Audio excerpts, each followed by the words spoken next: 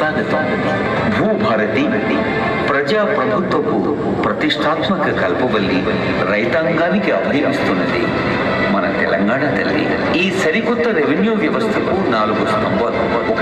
వచ్చిందో సో ఈ చట్టంలో ఏవైతే ముఖ్యాంశాలు ఉన్నాయి, పాత చట్టానికి దీనికి ఉన్న డిఫరెన్సెస్ ఏమున్నాయో చెప్పడానికి అవగాహన సదస్సులు అనేది ప్రతి మండల హెడ్ క్వార్టర్లో కూడా మనం కండక్ట్ చేస్తూ ఉన్నాము.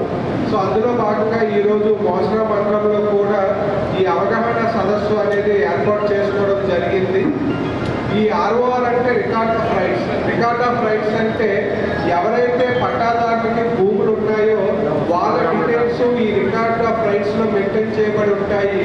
ఎవరి పేర్లు ఈ రికార్డ్ ఆఫ్ రైట్స్ లో వచ్చాయో వారికి పట్టా పాస్ పుస్తకాలు జారీ చేయడం జరుగుతుంది. మరియు వాళ్ళు అమ్ముకోవడానికి ఈ పట్టా పాస్ పుస్తకాలు ఇవ్వడానికి రికార్డ్ ఆఫ్ రైట్స్ లో మనకి ఫార్మర్స్ కి రైట్స్ అనేది ఇవ్వడం జరుగుతుంది.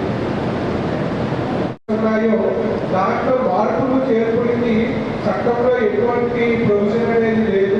బట్ ఈ కొత్త చట్టంలో సెక్షన్ 4లోన ఈ రూల్స్ వచ్చిన 1 సంవత్సర కాలంలో మనకి ఎవరైతే రైతులకి గ్రీవెన్సెస్ ఉన్నాయో, అంటే మీ భూమి ఆన్లైన్లో నమోదు కాలేదు, లేదు తక్కువగా నమోదైంది, ఇలాంటి గ్రీవెన్సెస్ ఏమన్నా కూడా దీంట్లో మనకి గ్రీవెన్స్ రిప్రెషన్ మెకానిజం అనేది ఈ చట్టంలోనే రూపకల్పన చేయడం జరిగింది.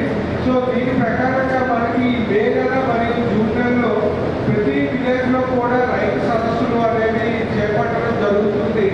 ఆ రైతు సదస్సుల్లో వచ్చిన అప్లికేషన్స్ అనేది మనకి ఆ అప్లికేషన్స్ డిస్పోజల్లో ఏమైనా ఇష్యూస్ ఉన్నా కూడా అపీల్ ప్రొవిజన్స్ అనేది ఈ చట్టంలో ఈ 2 సెక్షన్లో తహసీల్దార్స్ కి మ్యూటేషన్ పవర్స్ ఇవ్వడం జరిగింది.